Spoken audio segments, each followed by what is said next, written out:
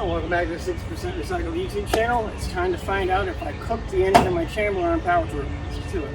I had an absolute ton of fun on power tour. Other than all the car problems, the Chambler didn't like it too much. The Chambler is a 1965 AMC Rambler body on a 2000 Jeep Cherokee 4x4 chassis, so it's one unibody car in case you haven't seen it before. Let's start diagnosing. I did manage to limp it back from Ohio to Michigan, but it seems like it's running on 4 cylinders. It's a little gassy, so hopefully it didn't completely kill the engine. I didn't see anything milkshake wise in either the cooling system or the engine. Check coolant radiator to make sure everything's good. Then I've got an exhaust gas tester to see if I've got a cracked head.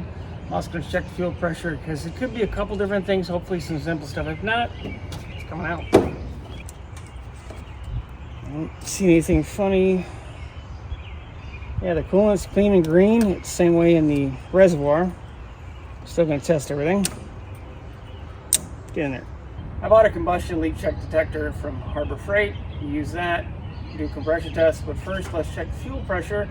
You can also hear this thing run, or however many cylinders it's got. I'm thinking 4 of the 6 maybe? Now remember, safety 6, kids. Here we go.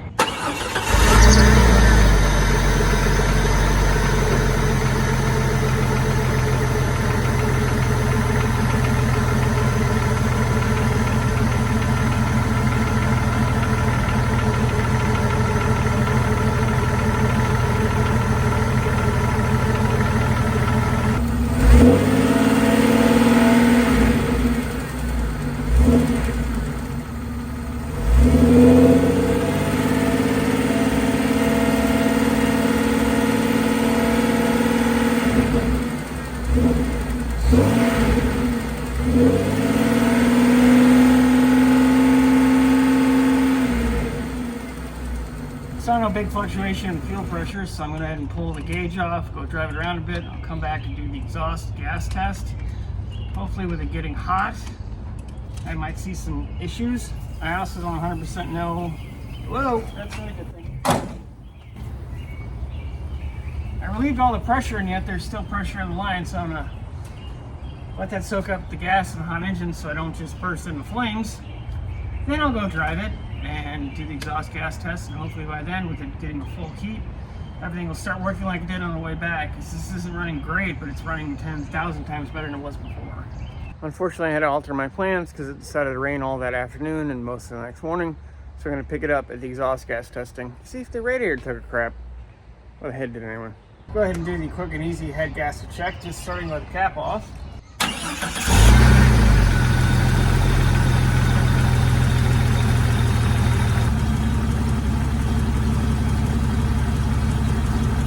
I've never done this before, so we'll figure out together what it's doing.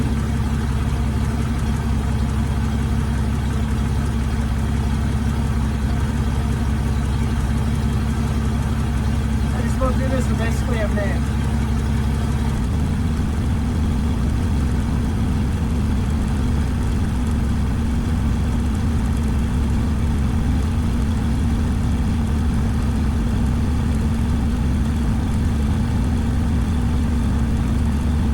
Call that a minute.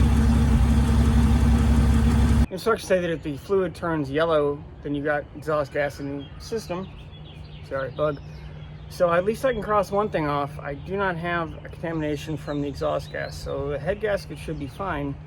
I gotta figure out what else is going on, so it's on to the next things. I had to change my plans up a bit this morning because it's going to be in the 90s today in Michigan. So I'm going to go ahead and do the compression test this morning. Here's the coil pack. It's one gigantic coil on these 2000 and up Cherokees, so kind of a horrible design, but it's definitely weird. Makes things a little complicated. I'm gonna pull the relay for the fuel pump and get the testing. That's in there. Come on. Good Lord. Okay. Misfires were on cylinder 1 and 5, so I'm going to concentrate on those cylinders first. See what I can see. Cylinder 1 is an absolute pain in the butt if you have AC, because it kind of blocks everything. I'll end up doing a compression test on everything, but let's concentrate on these first. Looks like crap. Try to thread this thing in here.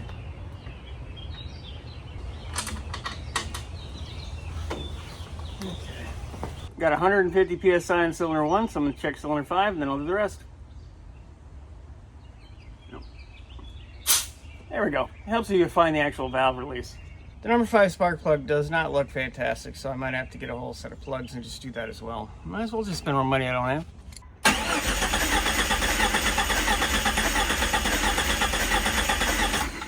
So cylinder 5 ate about 160 and it's definitely leaking down. I don't know if that's this gauge in the setup or if I've got some bleed between cylinders. I'll try to check that as well.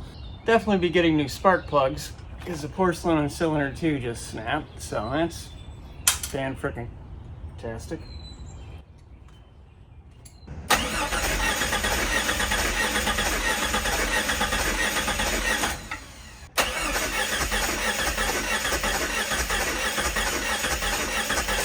Yeah, cylinder 3 is basically looking right about the same. So, and its spark plug decided to break as well. On to 4.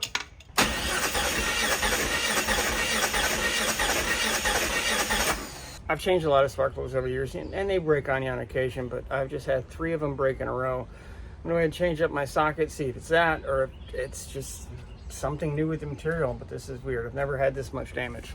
Let's see if this rubber spark plug socket helps. Hey, so it is that other socket. Normally I have worse luck with the rubber ones, better luck with the magnetic ones, but new day, I guess.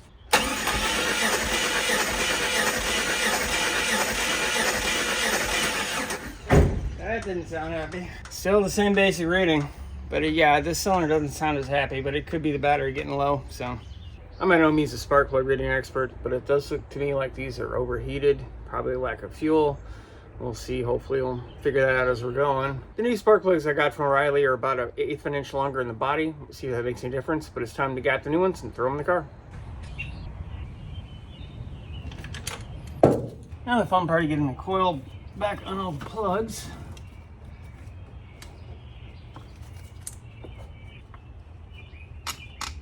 On your home. This isn't a horrible design, but it's kind of at a weird place, so it's not a bad design, but it does make it complicated to get everything to start right. Not the worst I've ever worked on. Just gonna try and draw it all in even by hand, check the coil spacing with the plug boot, and if it's good, I'll tighten everything down. It's time to start driving this thing again. Technically the compression is too high. It's supposed to be 120 to 150, but the gauge could be bad. These could be newer heads that were remanufactured from as clean as they were when we installed them. Or we installed the valve cover gasket anyway. There's a lot of possible options. So I'm just gonna keep diagnosing as we go here.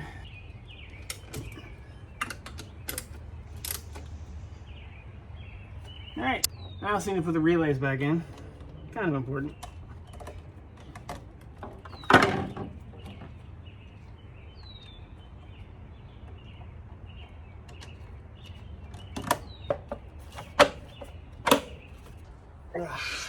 We'll be going over the brush numbers towards the end of the video. Well, let's start it up and see what happens.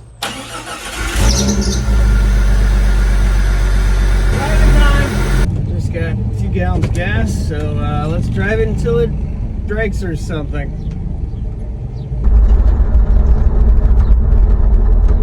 This hopefully just tells me what's going on and I can fix the damn thing.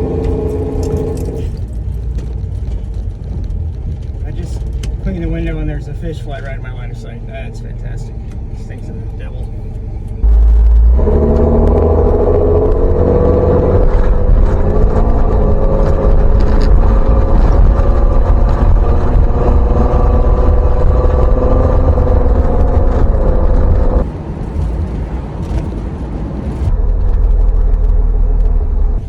Fish fly's just still hanging out dear life. Let's see how he likes 40.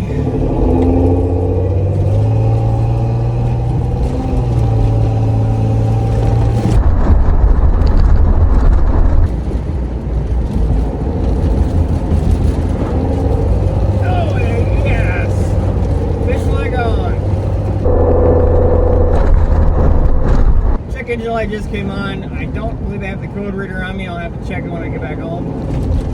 It's been off this whole time, so maybe now it'll start acting a fool. I'll go ahead and stop at my P.O. box and check. There should be a couple things there. If you want to send me something, I'll put the P.O. box link. It's linked in my About page on the channel. If you want to do sticker exchange, feel free to do so. I've always got stickers, so get a hold of me if you want something, or have something you all may have.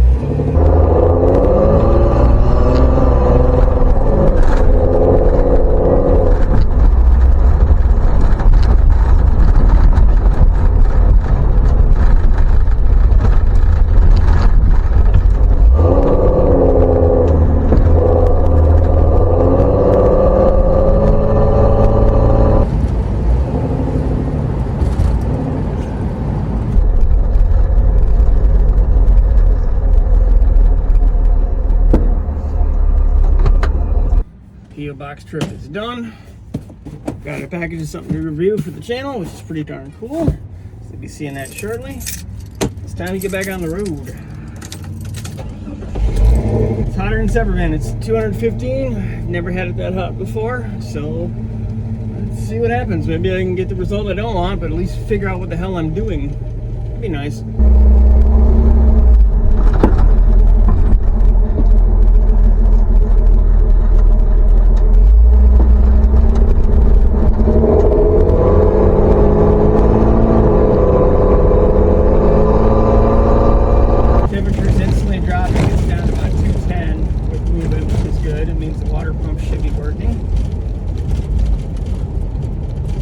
Trying to eliminate all the variables. There's a lot of variables.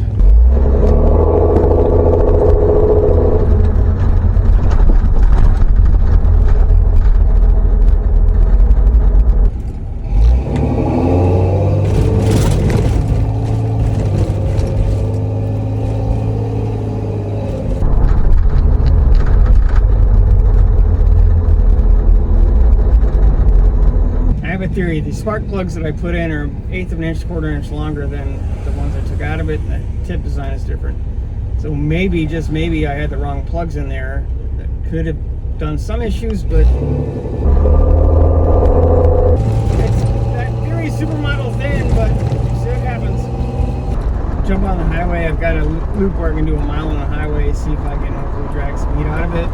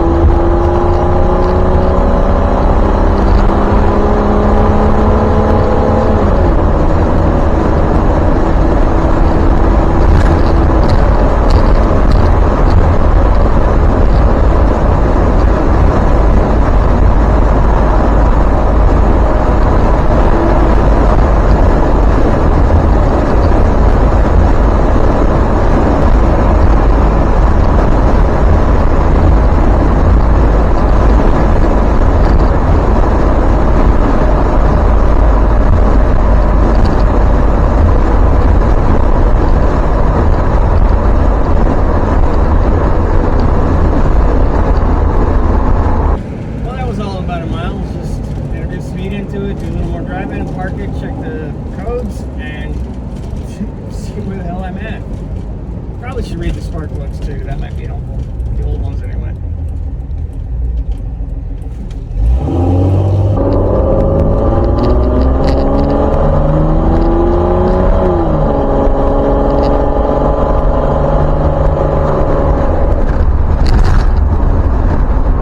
Good, I'll go the mile back on the highway.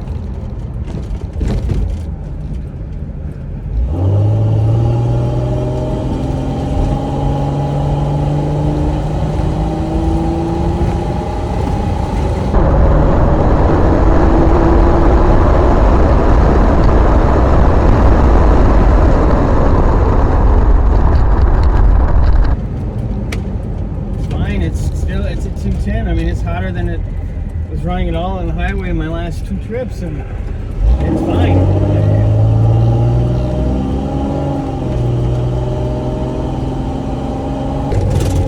I'm actually going to stop at the grocery store first. I got to get something because I have no food in the house. Just keep taking heat into it. I guess that's the best way to look at it.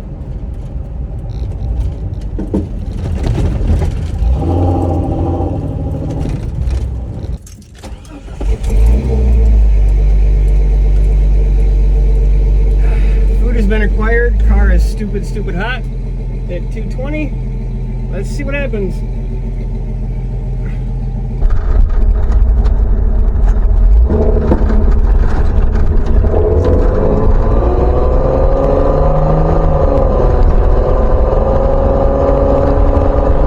It's staying at 210. I'm not having any hesitation issues. I'm not having any of the issues I had before.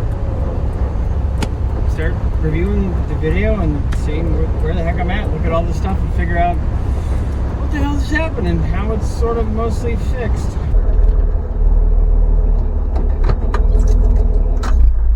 Well, let's see what the codes say. Okay, so we got a P0138. That's all we got. Go ahead and clear it. Yep. That's the code for no cat signal, and it makes sense because I don't have a cat. So that's one thing I'm definitely going to have to address, but let's see what else we can find out.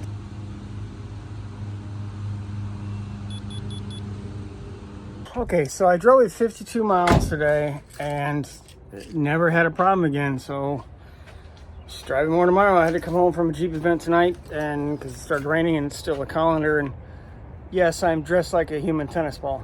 More on that later. It's been a crazy 5 days trying to figure out what's going on with Chambler. We'll start with the compression ratio. I redid cylinder 1, and it's within 10 psi across all 6 cylinders. I'll put the numbers up here. The numbers are higher than they're supposed to be at 160 to 170. They're supposed to be 120 to 150 per the book, but there's a lot of factors to that. It could simply be that the gauge is off. Could be a fully rebuilt head. A lot of possibilities. The thing that I'm thinking the most likely is because of everything else it tested clean, including exhaust gas test, checking the cooling system, doing the pressure test on the fuel system. I think, believe it or not, it's spark plugs. The spark plugs I got are the correct spark plugs, but I think they're correct for a pre-coil-on plug setup. I think it was on a distributor, a normal distributor car, it would have been just fine, but that extra length seems to have made a huge difference. Also, the tip design, electrode design is different with the new plugs versus the old plugs. Like I said, I've driven it a bunch, and I have had no trouble. I drove it more since the last scene you saw me in with the human tennis ball shirt, and I've had no issues. I've driven it to my part-time job. I've driven it everywhere else, driven it to a bunch of events, and it's been fine. I'm going to keep driving it, and hopefully right now it's good. I'm going to just keep going and going. See what happens. This is Max, by the way. It's my last Dober boy. Well, he's my only Dober boy, but he's my last Doberman, so... Got to get him in the video here and there. It's proof of life. And this is because it's raining and muddy dog season. So we're going to end this video on the Chambler. I've driven it more than 150 miles in the last 3 days, and I've had no continuing issues other than the heat, which we'll be getting to in a later video. I've got a pretty cool idea for that. I got to get back to the Honda. Like, share, subscribe. Let me know what you like, what you don't like. Can't make the channel better if you don't let me know what you like. Oh, quick little teaser wrap up to the end of the story. I just put 242 miles on the car. I drove to the Thumb of Michigan for a Jeep group outing on the 4th of July. You can probably hear the extracurricular activities in the background. Car did really well. I still got to address the heat issue, but that'll be next time. See you soon. It's time to grind.